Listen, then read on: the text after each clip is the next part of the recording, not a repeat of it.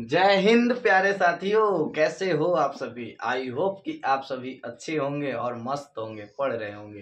प्यारे बच्चों, आप लोगों का कमेंट आ रहा था कि सर 12वीं क्लास के बच्चों का ध्यान नहीं है। एकदम ध्यान है दोस्त, ऐसा नहीं है कि हम आप लोगों पे ध्यान नहीं देंगे। प्यारे साथियों, थोड़ा सा टाइम की वजह से मैं नहीं बना पा रहा था 12वीं क्लास के बच्चों के लिए। तो आज इस वीडियो में हम लोग पढ़ेंगे 12वीं क्लास के इतिहास। ठीक है प्यारे साथियों। और हाँ, मेरा एक नियम आप लोगों को बता दिया जाए, आप लोगों के लिए भी वही नियम है। एक न्यू कॉपी होनी चाहिए आपके पास, एक न्यू कॉपी ले लीजिएगा।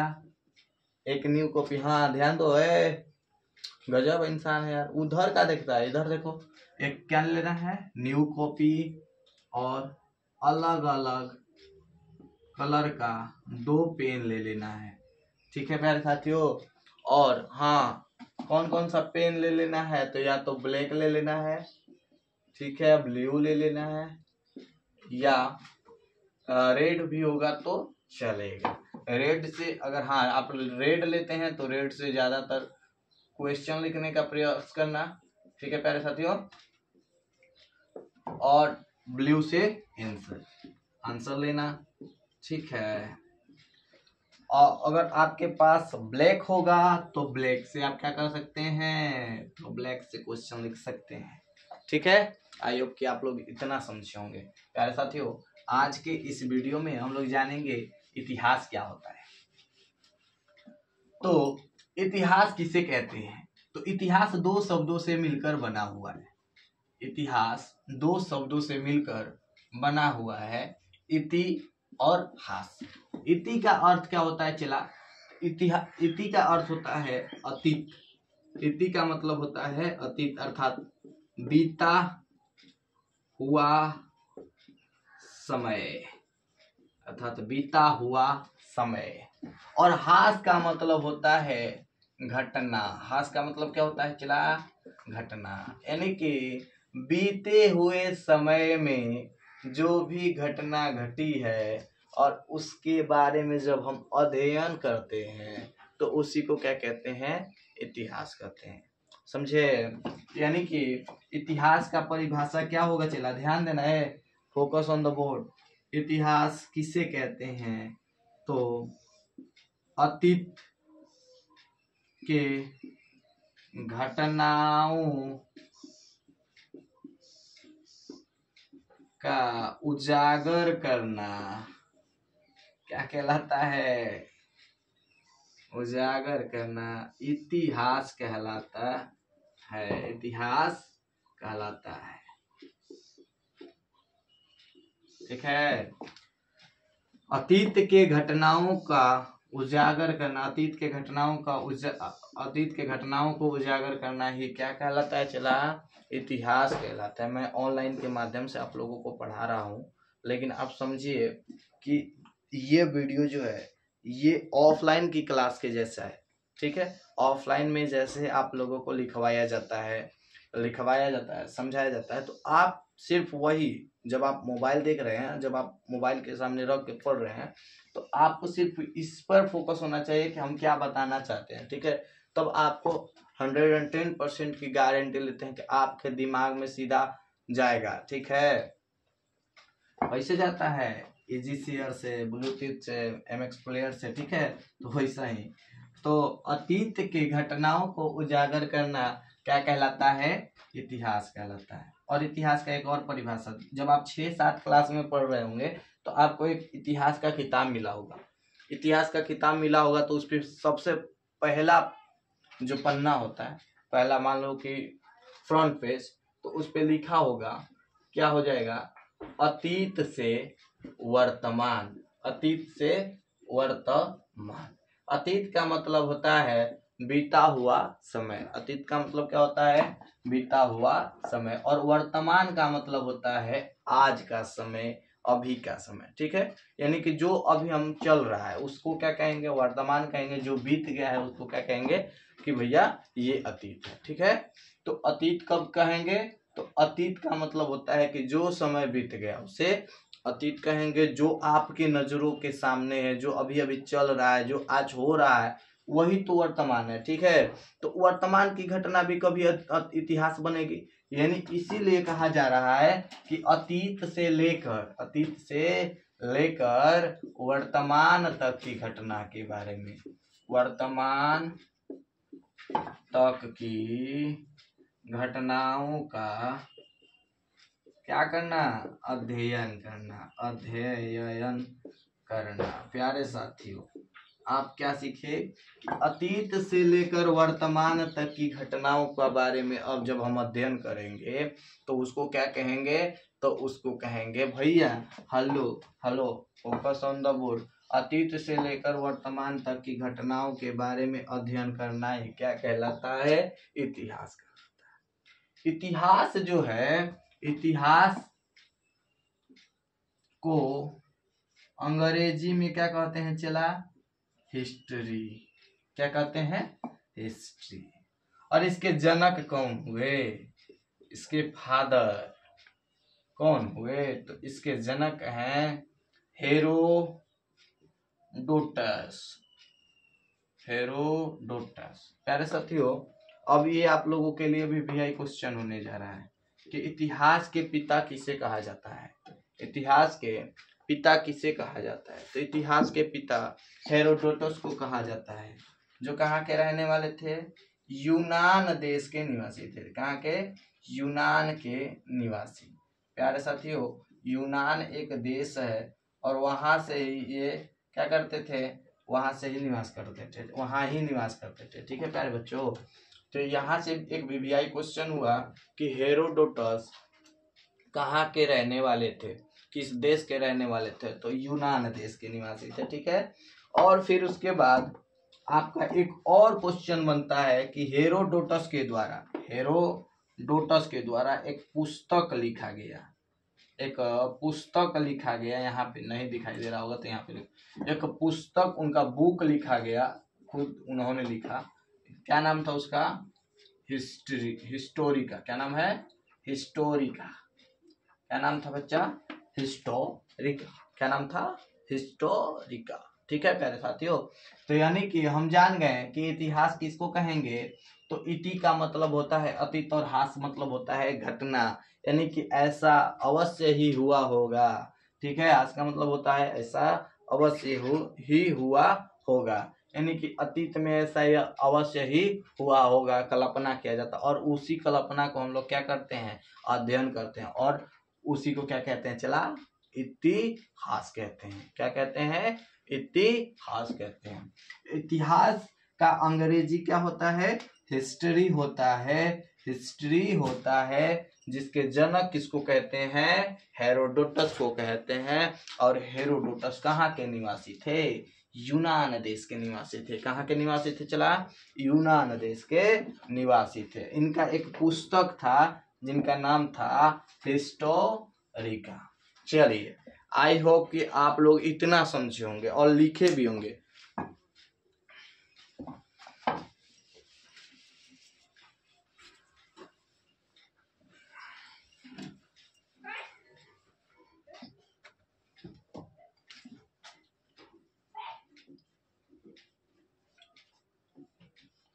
अच्छा, एक बात बताइए, आप सभी लोग बताइएगा कि मान लीजिए आप लोगों को कहा जाए कि कल क्या हुआ था इसको बताओ, तो आप क्या कहोगे, जाओगे न्यूज़पेपर पढ़ोगे या टीवी पे देख लोगे, है ठीक। परसों क्या हुआ था बता दोगे, 10 दिन पहले क्या हुआ था न्यूज में पढ़ोगे, उस दिन का न्यूज़पेपर पढ़ोगे, बता दिया जाएगा, हो जाएगा ना। ठीक, आज से 10 वर्ष पहले क्या हुआ था ये भी बता दोगे। क्यों, कैसे बताओगे भैया, तो आपके घर में जो गार्जियन होंगे उनसे पूछोगे कि पापा, पिताजी, दादाजी 10 साल पहले आप लोग क्या करते थे, कैसे थे, तो वो भी इतिहास ही है। ठीक है, तो उसको जान लेते हैं, आप लोग आराम से जान लेते हैं अपने दादा दादी के माध्यम से। ठीक है, लेकिन जब कुछ किताबों में उल्लेख कर दिया जाता है, ठीक है, तो आज से हजारों साल पहले क्या हुआ था इसको कैसे जानोगे आप, ठीक है, किताब के माध्यम से जानोगे। ठीक है, धर्म ग्रंथ के माध्यम से जानोगे। यानी कि आप लोग हेडिंग क्या डालोगे, इतिहास जानने के स्रोत, इतिहास जानने के स्रोत। प्यारे बच्चों, इतिहास को जानना कैसे जा रहा है, कैसे हम लोग जानेंगे कि आज से 1000 वर्ष पहले कौन राजा आया, कौन कैसे हुआ है ना। ठीक है, महात्मा बुद्ध के बारे में बताया गया, महावीर स्वामी के बारे में बताया गया। ठीक है, महात्मा बुद्ध को बताया गया कि बौद्ध धर्म के संस्थापक बने, महावीर स्वामी को बताया गया कि वो वास्तविक संस्थापक बने। जैन धर्म का वास्तविक संस्थापक बने थे महावीर स्वामी, लेकिन जैन धर्म का संस्थापक कौन था, तो ऋषभ देव थे। तो ये कैसे पता चला, ये सब हम लोग कैसे पता चलता है, तो धर्म ग्रंथ से। ठीक है, विदेशी यात्रियों का विवरण आता है, विदेशी यात्री आए थे, ठीक है, तो उनके द्वारा पता चलता है। और विदेशी यात्रियों का विवरण कहाँ मिलता है, तो पुस्तक में मिलता है। उन्होंने अपने पुस्तक में ये लिख दिया, भैया ऐसा ऐसा होता था। ठीक है, जैसे कि मेगास्थनीज या इंडिका नामक पुस्तक की रचना की। ठीक है, इंडिका नामक में बता दिया कि मौर्य साम्राज्य में ऐसा साम्राज्य होता था, मतलब उसकी खूबसूरती के बारे में प्रदर्शन किया। ठीक है, तो यह बताया जाएगा यहाँ पे कि इतिहास जानने के स्रोत क्या है। तो प्यारे साथियों, इतिहास जानने के अन्य स्रोत है, कौन कौन स्रोत हो जाएगा, एक पुरातत्व हो जाएगा। प्यारे बच्चों, पुरातत्व हो जाएगा। पुरातत्व जो जमीनों में एक पुरातत्व हो जाएगा। एक हो जाएगा धर्म ग्रंथ, क्या हो जाएगा, धर्म ग्रंथ। और विदेशी यात्रियों का विवरण, विदेशी यात्रियों का विवरण। मेरा पर्पस है कि आप लोगों के लिए VVI क्वेश्चन पहुंचाया जाए, ना कि मैं सीरियल बाय सीरियल पढ़ाऊं। ठीक है, क्योंकि आपके पास उतना टाइम नहीं है कि मैं सीरियल बाय सीरियल आपके लिए वीडियो ला सकूंगा। मैं जो VVI क्वेश्चन मुझे लगता है, मैं आज 4 साल से हिस्ट्री पढ़ा रहा हूं, तो मुझे जितना लगेगा कि नहीं ये VVI क्वेश्चन हो सकता है तो इसको लाया जाए, तो मैं वही लाने का प्रयास करूंगा। ठीक है बच्चों, ठीक है। तो धर्म ग्रंथ हो गया, फिर विदेशी यात्रियों का विवरण, विदेशी यात्रियों का विवरण। फिर उसके बाद ऐतिहासिक ग्रंथ, ऐतिहासिक ग्रंथ। ठीक है प्यारे साथियों, आप लोगों से जो क्वेश्चन पूछेगा अब हम बताने जा रहे हैं। ध्यान दो कि धर्म ग्रंथ जो है, धर्म ग्रंथ में कौन कौन हो जाएगा, वेद, वेदांग, उपनिषद, फिर उसके बाद वेद, वेदांग, उपनिषद, उसके बाद पुराण। अब सुनो, वेद के रचयिता कौन है भैया, वेद व्यास, रचयिता यहाँ पे, ठीक है, राइटर। वेद के रचयिता कौन है, वेद व्यास। ठीक, इनका पूरा नाम पूछ देगा तो महर्षि, कोई पूछ देगा तो ऐसे वेद व्यास रहेगा तो बता दो, कृष्ण द्वैपायन वेद व्यास, महर्षि कृष्ण द्वैपायन वेद व्यास। ठीक है प्यारे बच्चों। और वेदांग, वेदांग की संख्या होती है 6, रचयिता यही हो जाएंगे। उपनिषद की रचयिता कौन हो जाएगा, वेद व्यास हो जाएंगे। और उपनिषदों की संख्या कितनी हो जाएगी प्यारे बच्चों, 108। और उपनिषद का एगो प्यारा सा अर्थ पूछता है कि बताओ उपनिषद का अर्थ क्या होता है। तो उपनिषद का अर्थ होता है गुरु के समीप बैठकर ज्ञान प्राप्त करना। तो उपनिषद का अर्थ पूछता है तो आप लोग बता देंगे कि गुरु के समीप बैठकर ज्ञान प्राप्त करना, गुरु के समीप बैठकर ज्ञान प्राप्त करना। प्यारे बच्चों, धर्म ग्रंथ में हम आपको बताएं कि वेद होता है, वेदांग होता है, उपनिषद होता है और पुराण होता है। वेद के रचयिता वेद व्यास, जिनका पूरा नाम महर्षि कृष्ण द्वैपायन वेद व्यास। अच्छा, वेद की संख्या कितनी होती है चला, तो 4 होती है। वेद की संख्या कितनी होगी, 4। वेदांग की संख्या 6, उपनिषद की 108, पुराण के 18। और पुराण के रचयिता कौन है, सुनिए, पुराण के रचयिता हैं लोह, महर्ष, या तो इनके पुत्र उग्र श्रवा को कहा जाता है। ठीक है प्यारे बच्चों, पुराण के रचयिता कौन है, लोह, महर्ष, उग्र श्रवा। अच्छा, पुराण में सबसे प्राचीन पुराण, प्राचीन पुराण कौन है, तो मत्स्य पुराण। कौन है, मत्स्य पुराण, प्राचीन पुराण मत्स्य पुराण। ठीक है प्यारे बच्चों, ध्यान देना। और ये क्वेश्चन पूछता है कि मत्स्य पुराण किस वंश से संबंधित है, किस वंश से संबंधित है? तो आंध्र सातवाहन वंश से संबंधित। ठीक है प्यारे बच्चों, यानी कि आपको हम क्या बताएं कि इतिहास जानने के स्रोत धर्म ग्रंथ है, विदेशी यात्रियों का विवरण है, ऐतिहासिक ग्रंथ है, पुरातत्व है। ठीक है, लाइन बाय लाइन आपको मैं पढ़ाऊंगा। ठीक है, तो अब हम लोग स्टार्ट करेंगे कि धर्म ग्रंथ में कौन कौन धर्म ग्रंथ है। वेद है तो वेद कौन कौन होते हैं, वेदांग है तो वेदांग कौन कौन होते हैं, उपनिषद में जो मुख्य उपनिषद होंगे 108 तो थोड़ी ना पढ़ाएंगे हम आपको, जो उपनिषद आपको मुख्य होंगे वही पढ़ाएंगे आ जाएगा इसमें। ठीक है प्यारे बच्चों,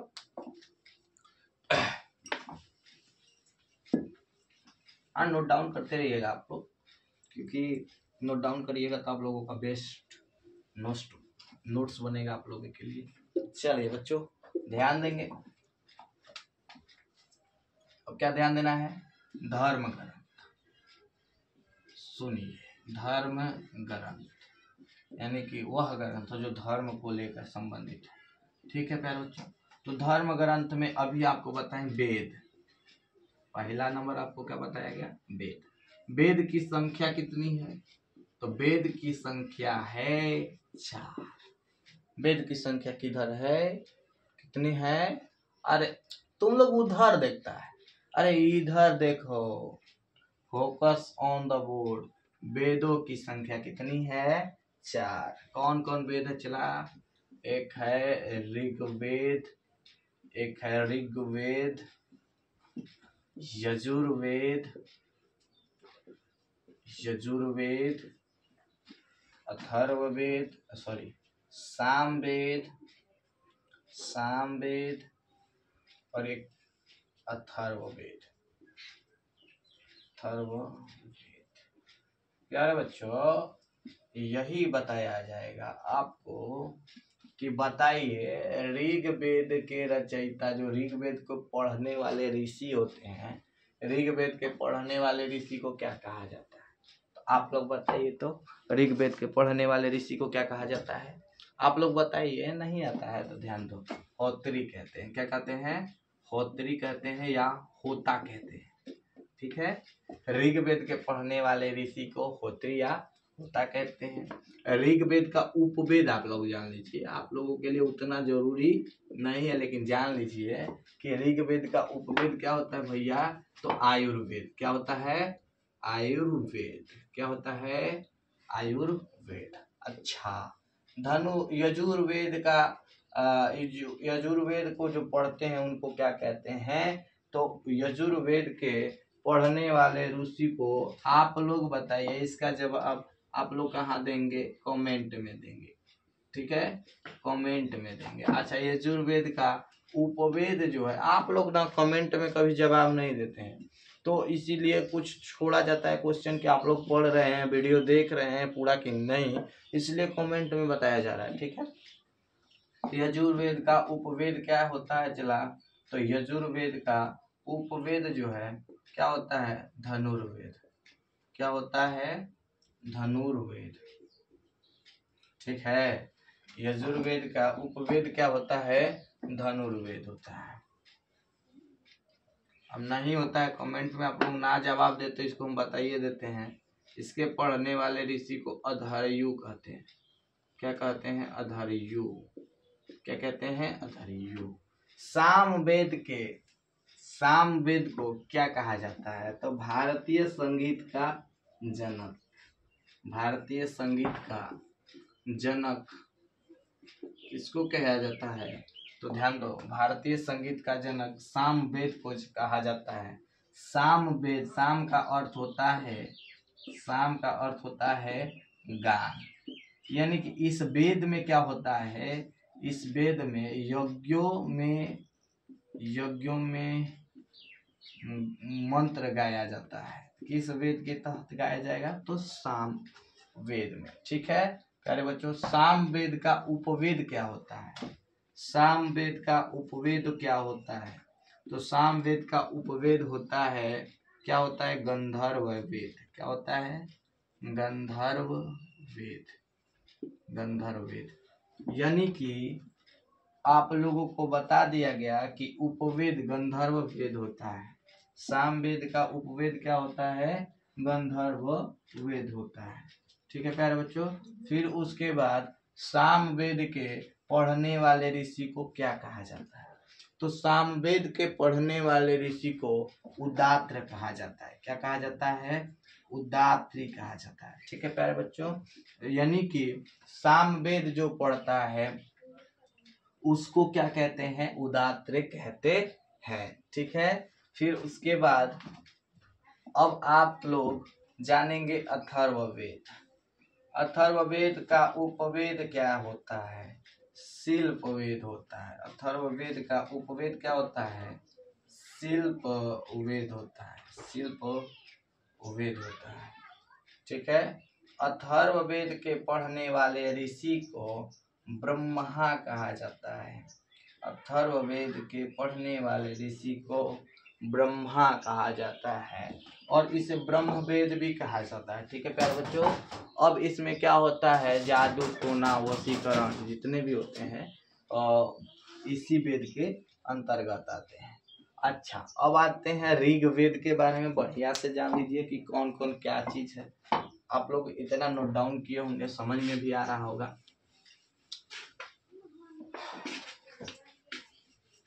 ठीक है बच्चों। ऋग्वेद ऋग्वेद में कितने मंडल बताया जाएगा, 10 मंडल होते हैं। कितने सूक्त होते हैं, 1028 सूक्त होते हैं।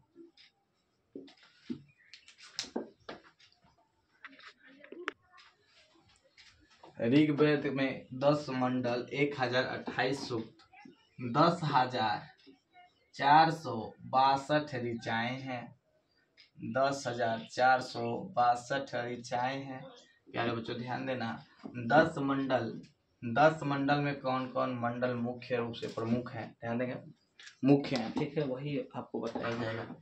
यानी कि एक ऋग्वेद का उपवेद बताए थे आयुर्वेद, और ऋग्वेद के पढ़ने वाले ऋषि को होत्री कहते हैं। ऋग्वेद में कितने मंडल होते हैं, 10 मंडल होते हैं। कितने सूक्त होते हैं, 1028 सूक्त होते हैं और 10,462 ऋचाएं होते हैं। ठीक है प्यारे बच्चों। अब आएंगे ऋग्वेद में ही 10 मंडल के बारे में। यहाँ पे बढ़िया से हेडिंग आप लोग लगा के लिख लेंगे, ऋग्वेद में लिखना है। ठीक है। ऋग्वेद में तीसरा मंडल जो होता है, तीसरा मंडल में क्या है, गायत्री मंत्र का उल्लेख। यानी प्यारे बच्चों, गायत्री मंत्र जो है, ओम भूर्भुवस्सुः तत्सवितुर्वरेण्यं भर्गो देवस्य धीमहि धियो यो न प्रचोदयात्, ये किस वेद से लिया गया है, तो प्यारे बच्चों ऋग्वेद से। ठीक है। इसका उल्लेख सबसे पहले कहाँ देखने को मिलेगा, तो ऋग्वेद में। यानी गायत्री मंत्र का उल्लेख है, गायत्री मंत्र का उल्लेख है। ठीक है प्यारे बच्चों। फिर उसके बाद ऋग्वेद का 8वां मंडल, ऋग्वेद का 8वां मंडल हस्तलिखित ऋचाएं हैं। इसमें हाथ से लिखा हुआ मंत्र है, हाथ से लिखा हुआ मंत्र है, हस्तलिखित रचनाएं हैं, हस्तलिखित रचनाएं हैं, जिसे हम लोग क्या कहा जाता है, जिसको क्या कहा जाता है, खिल कहा जाता है। क्या कहा जाता है, खिल कहा जाता है। ठीक है प्यारे साथियों। अब एक और जान लीजिए, ऋग्वेद के 7वां मंडल जो है, 7वां मंडल, इसमें दशराग युद्ध का उल्लेख है। दशराग युद्ध यानी कि राजा सुदास और 10 जनों के बीच, ठीक है, पुरुषणी नदी के तट पर एक युद्ध हुआ, जिसे दशराग युद्ध कहा जाता है। दशराग युद्ध कहा जाता है। और प्यारे बच्चों, ये ऋग्वेद के 7वां मंडल में उल्लेखित किया गया है। ठीक है। ऋग्वेद का 9वां मंडल जो है, देवता सोम का उल्लेख है, देवता सोम का उल्लेख है। ठीक है प्यारे साथियों। और ऋग्वेद का 10वां मंडल जो है, ऋग्वेद का 10वां मंडल जो है वो क्या करता है प्यारे बच्चों? तो ऋग्वेद का 10वां मंडल करता है, देखो, पुरुष सूक्त की बात करता है। क्या करता है? पुरुष सूक्त की बात करता है, पुरुष सूक्त की। ठीक है, यहाँ पे पुरुष सूक्त क्या है तो ध्यान दो, पुरुषों को 4 वर्णों में विभाजित कर दिया गया कार्यों के आधार पर, ब्राह्मण, क्षत्रिय, वैश्य और शूद्र। तो सबसे पहले ऋग्वेद में ही पुरुष सूक्त की बात की गई थी। पुरुष सूक्त कौन कौन था भैया? तो ब्राह्मण, क्षत्रिय, वैश्य, शूद्र। ठीक है प्यारे साथियों, यानी कि आप लोग अभी जाने कि ऋग्वेद क्या होता है। तो ऋग्वेद के पढ़ने वाले ऋषि को होत्री कहते हैं, होता भी कहते हैं, कहीं कहीं होता देता है। जैसे मैं बता दूं आप लोगों को कि मैं एग्जाम में बैठा था, एनडीए का एग्जाम था, तो एनडीए के एग्जाम में होत्री के जगह पे होता दे दिया था। ठीक है, मैं तो पढ़ के गया था होत्री, लेकिन क्या करोगे, डाउट में ही मैंने होता को क्लिक किया मतलब कि वो जो पेपर होता है ऑफलाइन होता है, तो मैंने उसको टिक कर दिया। ठीक है प्यारे साथियों, तो यानी कि ऋग्वेद का 3रा मंडल जो है गायत्री मंत्र का उल्लेख है। ऋग्वेद में 3रे मंडल में क्या है? गायत्री मंत्र का उल्लेख है। ऋग्वेद के 8वां मंडल जो है हस्तलिखित रचनाएं, इसमें हाथ से लिखे हुए मंत्र पाए गए हैं, जिसे क्या कहा गया? खील कहा गया। ऋग्वेद का 7वां मंडल जो है उसमें 10 राग युद्ध है। 10 राग मतलब 10 राग का मतलब होता है 10 जन के बीच, 10 जन के बीच प्लस एक राजा का नाम था सुदास। ठीक है, राजा सुदास और 10 जन के बीच किस नदी पर हुआ? तो परुष्णी नदी के तट पर, परुष्णी नदी के तट पर यहाँ पे 10 रागी युद्ध हुआ। ठीक है प्यारे बच्चों, ऋग्वेद का 9वां मंडल जो है उसमें क्या बताया गया? देवता सोम का उल्लेख है, इसमें देवता सोम का उल्लेख है। ऋग्वेद का 10वां मंडल पुरुष सूक्त की बात करती है। पुरुष सूक्त कौन कौन? ब्राह्मण, क्षत्रिय, वैश्य और शूद्र। ब्राह्मण, क्षत्रिय, वैश्य, शूद्र। ठीक है प्यारे साथियों, फिर उसके बाद अब हम लोग ऋग्वेद का उपवेद भी जान गए हैं, आयुर्वेद होता है। चलिए अब हम लोग जानेंगे यजुर्वेद के बारे में। ठीक है, यजुर्वेद के बारे में।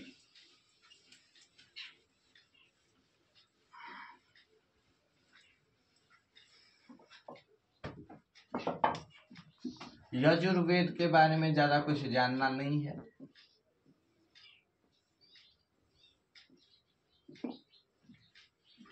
यजुर्वेद के बारे में जानेंगे क्या?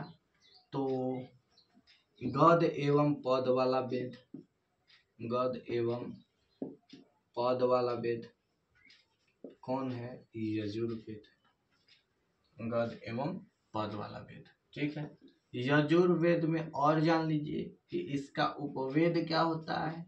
तो आपको बता दिए कि उपवेद क्या होता है इसका भैया, तो धनुर्वेद।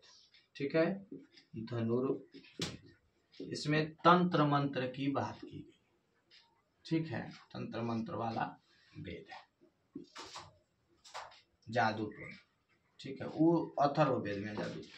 तो चलिए यजुर्वेद में इतना ही जाने। यजुर्वेद के पढ़ने वाले ऋषि को क्या कहते हैं? तो यजुर्वेद के पढ़ने वाले ऋषि को क्या कहा जाता है? तो भैया यजुर्वेद के पढ़ने वाले ऋषि को क्या कहा जाता है? आप लोग बताइए, अभी हम बताएं। अधर्यु कहा जाता है। क्या कहा जाता है? अधर्यु। ठीक है प्यारे बच्चों, चलिए मैं नेक्स्ट वीडियो में आप लोगों को जो वेद बच गए, जैसे सामवेद और अथर्ववेद, सामवेद भारतीय संगीत का जनक जिसे कहा जाता है, ठीक है, और सामवेद का अर्थ, साम का अर्थ होता है गान, ये सब मैं नेक्स्ट वीडियो में डाल दूंगा। थोड़ा सा टाइम की कमी है, आप लोग जान रहे हैं। ठीक है प्यारे साथियों, जय हिंद। आप लोग मन लगा के पढ़िए। कहा जाता है कि मेहनत के बिना कुछ होने वाला नहीं है, इसलिए जी तोड़ मेहनत कर दीजिए। आपके पास मात्र 3 महीने का समय है। 3 महीने का समय, आप 3 महीना मेरे साथ जुड़िए, बेस्ट रिजल्ट आएगा। बहुत बहुत मेहनत कीजिए प्यारे दोस्तों। जय हिंद, जय हिंद।